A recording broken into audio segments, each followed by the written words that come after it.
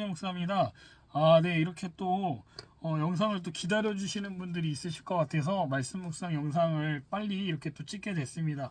현재 둘째가 출산을 했거든요. 네, 제가 유튜브에도 공지사항으로 올려드렸다시피 출산 이후에 지금 둘째 딸아이는 지금 산모와 조리원에 있어서 첫째 아들을 제가 지금 돌봐야 되는 상황입니다. 그래서 원래 월요일부터 금요일까지 매일 오전 7시에 영상을 업로드 해야 되는데 첫째 아이를 지금 돌보면서 영상을 찍다 보니까 이 시간대를 좀 맞추기가 좀 어려울 것 같습니다. 그래서 양육 조리원에서 올 때까지는 좀 이렇게 영상을 업로드하는 시간이 좀 불규칙하더라도 양해해 주시고 말씀 묵상을 좀 같이 그래도 시간 되는 대로 영상을 찍어서 이렇게 업로드 하겠습니다. 그래서 함께 해주시기를 부탁드립니다. 네, 오늘 하나님 말씀은 잠언 8장 1절에서 21절까지 말씀입니다. 함께 하나님 말씀 읽겠습니다. 지혜가 부르지 아니하느냐, 명철이 소리를 높이지 아니하느냐, 그가 길가의 높은 곳과 내거리에 서며 성문 곁과 문 어기와 여러 출입하는 문에서 불러 이르되, 사람들아 내가 너희를 부르며 내가 인자들에게 소리를 높이노라. 어리석은 자들아 너희는 명철할지니라. 미련한 자들아 너희는 마음이 밝을지니라. 너희는 들을지어다. 내가 가장 선한 것을 말하리라. 내 입술을 열어 정직을 내리라. 내 입은 진리를 말하며 내 입술은 악을 미워하느니라. 내 입의 말은 다 의로운즉 그 가운데에 굽은 것과 패역한 것이 없나니 이는 다 총명 있는 자가 밝히는 아는 바요 지식 얻은 자가 정직하게 여기는 바니라. 너희가 은을 받지 말고 나의 훈계를 받으며 정금보다 지식을 얻어라. 대저 지혜는 진주보다 나음으로 원하는 모든 것을 이에 비교할 수 없음이니라. 나 지혜는 명철로 주소를 삼으며 지식과 근신을 찾아왔나니 여호와를 경외하는 것은 악을 미워하는 것이라. 나는 교만과 거만과 악한 행실과 패역한 입을 미워하느니라. 내게는 계략과 참 지식이 있으며 나는 명철이라. 내게 능력이 있으므로 나로 말미암아 왕들이 치리하며 방백들이 공의를 세우며 나로 말미암아 재상과 존귀한 자 곧 모든 의로운 재판관들이 다스리느니라. 나를 사랑하는 자들이 나의 사랑을 입으며 나를 간절히 찾는 자가 나를 만날 것이니라. 부귀가 내게 있고 장구한 재물과 공의도 그러하니라. 내 열매는 금이나 정금보다 나으며 내 소득은 순음보다 나으니라. 나는 정의로운 길로 행하며 공의로운 길 가운데로 다니나니 이는 나를 사랑하는 자가 재물을 얻어서 그 곳간에 채우게 하려 함이니라. 아멘. 네, 오늘 하나님의 말씀의 제목은 무엇을 사랑하며 지내고 계십니까? 라는 제목으로 하나님 말씀 나누도록 하겠습니다. 잠언 8장 1절부터 5절까지를 살펴보시면 이 지혜라고 하는 사람이 사람들을 부르고 있다면서 소개하는 내용이 나와요. 8장에서는 의인화된 지혜가 화자로 등장해서 직접 이야기를 하는 것을 볼 수 있는데요. 이건 솔로몬이 1장 20절과 33절에서도 사용했던 방식이었습니다. 지혜의 중요성을 생동감 있게 일깨워주기 위해서 이런 표현 방식으로 사용했다고 이해하시면 좋을 것 같아요. 여기서 지혜를 뜻하는 히브리어는요, 여성형 명사로 쓰였습니다. 제가 7장을 다루지 않고 8장으로 바로 넘어와서 지금 말씀을 나누고 있는데요. 7장에서는요, 음녀에 대한 이야기와 대조되는 이야기를 하고 있다고 생각하시면 좋을 것 같습니다. 그러니까 7장에서 나오는 음녀의 말에 귀를 기울이지 말고 8장의 지혜가 말하는 이야기를 들으라고 지금 대조해서 7장과 8장을 대조해서 설명하고 있다는 거예요. 자, 이제 1절부터 보시면 지혜가 직접 말을 하는 형식으로 진행됨을 볼 수 있습니다. 지혜가 지금 마을에서 외친다고 나옵니다. 왜 외치고 있을까요? 도시 곳곳에서 사람들을 찾고 부르고 있음을 알 수 있어요. 잠언 7장 7절부터 9절에서는 음녀가 밤에 비밀스럽게 움직이면서 어리석은 사람들을 유혹한다고 나왔다면 8장에서는요, 지혜는 대낮에 사람들을 찾아다니면서 자신의 말을 귀 기울이고 들을 사람들을 찾고 있다라고 하는 것을 알 수 있습니다. 이 지혜는 어리석은 사람들을 향해서 큰 소리로 외치고 있어요. 어디에서요? 2절에 보니까 사거리 한복판에서, 그리고 3절을 보니까 많은 사람이 드나드는 성문 앞에서 사람들이 들을 수 있도록 외치고 있다고 합니다. 왜죠? 온 세상에 자신을 알리기를 원하고 있다는 거예요. 그래서 원하는 사람이면 누구든지 자신이 줄 수 있는 혜택을 받게 해주겠다고 지금 광고하고 있다는 걸 알 수 있다는 것이죠. 그러면 한번 생각해 봅시다. 사람들이 들을 수 있도록 말을 하려면 얼마나 큰 소리로 외쳐야 되겠습니까? 여기서 외치는 지혜는 자신을 알리고 싶어서, 자랑하고 싶어서 목청이 터지도록 외치고 있는 게 아니라는 거예요. 다른 사람의 유익을 위해 외치고 있다는 것을 알 수 있습니다. 이 지혜는 어리석은 사람, 여기서 어리석은 사람은 누굴 말하는 걸까요? 하나님을 믿지 않는 사람들을 말할 수도 있겠지만 하나님의 말씀과 훈육과 교훈을 잊어버린 사람도 해당되지 않겠습니까? 그런 사람들이 지혜롭게 되기를 바라는 마음으로 지금 외치고 있다고 4절과 5절에 말하고 있어요. 그렇다면 하나님은요, 현 시대에서는 누구를 통해, 어디를 통해 자신의 사랑을 이렇게 사람들을 향해 큰 소리로 외치고 있으실까요?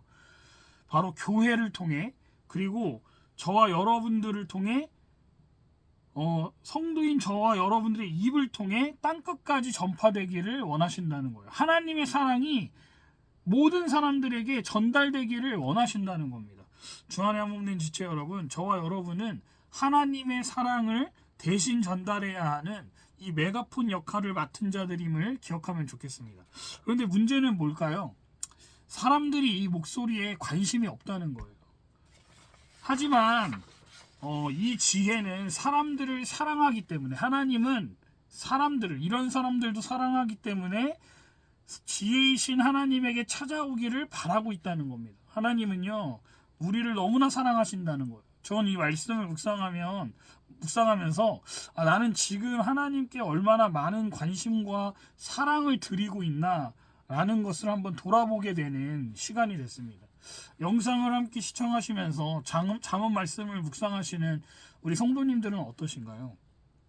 하나님의 말씀에 귀 기울이며 살고 계시는지 한번 우리가 묵상해 보면 좋겠습니다. 하나님의 애타는 목소리를 말씀을 통해 듣고 우리는 하나님이 우리에게 전달하시는 메시지에 귀 기울여야 한다는 거예요.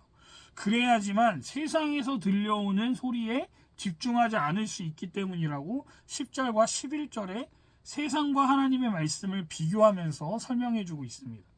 하나님의 말씀은요, 다 의롭다는 거예요. 악한 것이 하나도 없다는 것이죠. 당연한 말입니다. 하나님은요, 완전하게 선하신 분이기 때문이에요. 그런데 세상에서 들려오는 소리들은 어떻죠? 다 악한 말들 뿐이라는 겁니다. 그럴 수밖에 없는 것이요, 우리 안에 죄악된 것들이 가득한데 어떻게 선한 것들이 나오겠습니까? 그러니 세상의 그 어떤 소리보다 지혜이신 하나님의 선하고 귀한 소리에 집중하라는 거예요.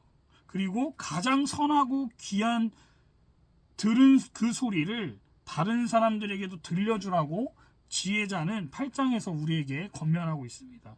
또 이어서 17절부터 21절까지 지혜자가 뭐라고 말하죠? 나를 사랑하는 자들이 나의 사랑을 입으며 나를 간절히 찾는 자가 나를 만날 것이니라 라고 말씀하고 계세요. 세상을 살아가면서 우리가 사랑해야 할 대상은 너무나 많죠. 가족과 친구, 그리고 우리가 하는 일이나 취미 등등 너무나 많습니다. 이 모든 것은 우리 삶에 없어서는 안 되는 소중한 것들이에요. 하지만 잠언저자는요, 그 어떤 것보다 가장 사랑하고 추구해야 할 것이 있다고 지금 말하고 있습니다. 18절과 19절에 무엇과 비교하면서 말하고 있죠? 금이나 은보다 하나님을 더 사랑하라고 재물과 비교하며 말하고 있다는 거예요. 많은 사람들이 금이나 은 같은 재물을 사랑하라고 추구하라고 말을 합니다. 그 이유가 뭐죠? 재물이 많으면 내가 원하는 것을 누릴 수 있기 때문일 거예요. 재물이 많은 사람은 먹고 싶은 거나 입고 싶은 거 혹은 살고 싶은 곳을 마음대로 선택할 수 있을 겁니다. 그리고 병이 들었을 때 병원비가 없어서 일찍 죽거나 부모는 자녀에게 피해를 주지 않는다고 생각할 거예요. 실제로 그렇기도 하겠죠. 이런 것만 보면요, 재물이 안락함과 편안함을 보장해 주는 것처럼 보인다는 겁니다. 하지만 오늘 잠언 8장에서 지혜자는 금이나 은보다 재물보다 더 사랑하고 추구해야 하는 것이 뭐라고 말하냐면 지혜라고 말하고 있다는 거예요. 왜 잠언 저자인 솔로몬은 지혜를 재물보다 더 사랑해야 한다라고 강조하고 있는 걸까요? 재물은요, 영원하지 않기 때문이라는 거예요. 재물이 주는 행복은 잠깐이라는 거예요. 시편 저자는요, 73편에서 재물로 편안한 삶을 살던 사람들이 그들의 죄를 책망하시는 하나님 앞에서 판단받을 때가 온다라고 말하고 있습니다. 어떤 분은 제 이야기를 듣고 이렇게 생각하면서 비판할 수도 있을 것 같아요. 아니, 하나님만 사랑하고 의지하는 거? 물론 말씀 맞는 말이죠. 그래도 이 세상에서 돈 없이 어떻게 삽니까? 목사님은 돈 없이 살 수 있습니까? 당장 굶어 죽게 생겼는데 이상적인 이야기 하시는 거 아니냐는 그런 불편한 마음이 드시는 분도 있을지 모르겠습니다. 근데 저도 돈이 없으면요, 불편합니다. 실제로 지금도 불편해요. 아니, 가끔은 불행하다고 여겨질 때도 많다는 것이 사실이에요. 다른 목사님들은 잘만 교회 없고 함께 신앙생활하는 성도님들도 많은데 왜 난 성도도 없고 교회 건물도 없지? 이게 맞나? 내가 지금 돈이 없으니까 이런 거 아닌가 하는 생각이 드는 경우가 저라고 왜 없겠습니까? 그래서 저는 하나님의 말씀을 더 사모하고 보려고 노력하고 있어요. 안 그러면요, 세상에서 들리는 목소리에 휘둘려서 실패한 인생처럼 느껴지기 때문이에요. 어떤 분은 그게 바로 종교의 마약성이라고, 혼자 정신 승리하는 거라고 말하실지도 모르겠습니다. 그런데요, 제가 말씀을 이렇게 보니까요, 아니더라고요. 말씀을 보면 볼수록요, 살아계신 하나님이 더 깊이 느껴져요. 세상이 전부가 아니라는 걸 더 확신하게 되더라고요. 하나님을 아무리 사랑한다고 해도요, 당장 일 안 하면 월세 낼 돈도 없겠죠. 교회 장소를 얻을 만한 비용도 지금처럼 마련하지 못할 수도 있습니다. 하나님께서 허락하지 않으셔서 목회 여정 평생 동안 가족들끼리만 예배드릴 수도 있을 거예요.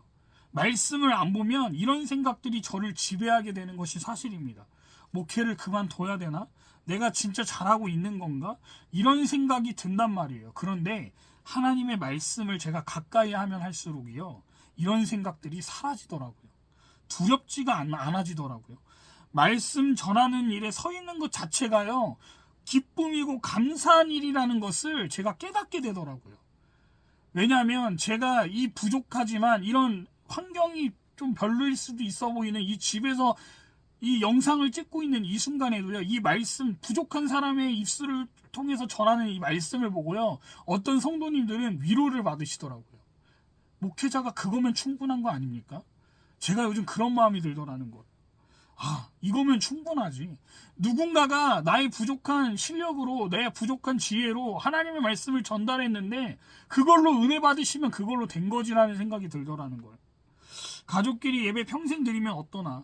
하나님은 그런 목회도 실패한 목회자라고 하지 않으실 텐데, 사람들이 성도 숫자의 성공과 실패를 논한다면 그것 자체가 잘못된 일인 건데 나는 왜 거기에 목숨을 걸고 있나? 교회는 건물이 아니라 성령이 거하시는 사람이 교회인데, 우리 가족이 예수님을 믿게 되고 자녀들이 믿음의 유산을 잘 물려받아서 하나님을 제대로 믿고 섬기며 살아간다면 그게 목회자로 성공한 인생이지, 대려 목회자 자녀들 중에 부모님이 목회자라서 교회를 싫어하고 예수님을 부인하며 사는 자녀들도 많은데, 자녀 양육을 더 제대로 하라고 내게 허락하신 시간이니까 감사해야지라는 생각이 제가 하나님과 더 깊이 가까이 하면 할수록 그런 마음을 제게 주시더라는 거예요. 오늘 잠언 말씀이 그래서 제게는 더 깊이 와닿은 것 같습니다. 오늘 솔로몬은 잠언 8장 말씀을 통해 하나님의 말씀을 찾으라라고 말하고 있다는 거예요. 걱정, 근심, 염려 모두 다 주님 앞에 내려놓고 하나님께서 허락하신 삶의 자리에서 최선을 다하며 살되 하나님의 말씀을 가까이 하며 그분만을 사랑할 때 진정한 참된 행복이 보장된다고 하는 이 말씀을 저와 여러분들이 기억하면서 진정한 행복을 누리며 살아가는 저와 여러분들 되시기를 주님의 이름으로 축원드립니다. 기도하겠습니다. 하나님 아버지, 우리가 이 세상을 살아가는데 물질이 없어서 불행하다고 느끼고 어려움을 겪을 때가 분명히 많습니다. 하나님, 미래를 생각하면 의식주가 해결되지 않는 것이 얼마나 두려운 일인지 하나님도 잘 아실 거라 생각합니다. 아니, 이미 알고 계십니다. 이스라엘 백성들이 의식주 때문에 하나님께 불평하고 원망하며 차라리 애굽에서 살던 것이 더 나았었는데 왜 우리를 이 광야에 데리고 와서 다 죽게 만드냐고 하나님을 원망했었던 이스라엘 백성들과 같이 인간은 의식주가 해결되지 않으면 하나님을 신뢰하지 못하고 하나님을 붙들지 못하는 불쌍한 인생임을 고백합니다. 제 인생도 그와 다르지 않음을 하나님 말씀을 통해 한 번 더 깨닫게 되고 삶을 통해 경험하게 됩니다. 바라기는 주님, 의식주 때문에 하나님을 의지하지 못하는 일들이 발생되지 않게 하시고 하나님이 허락하신 삶의 자리에서 각자 맡은 직분에 따라 각자 맡은 일들을 감당하며 최선을 다하며 살아가는 인생이 되게 하여 주셔서 하나님께 모든 영광을 돌리며 살게 하여 주시옵소서. 목회자로의 삶을 살 때 너무나도 가난하고 힘들어서 자녀들을 이제 양육하고 키워야 할 텐데 아무것도 허락되지 않은 이런 환경 속에서도 주님 말씀만 의지하고 나아갑니다.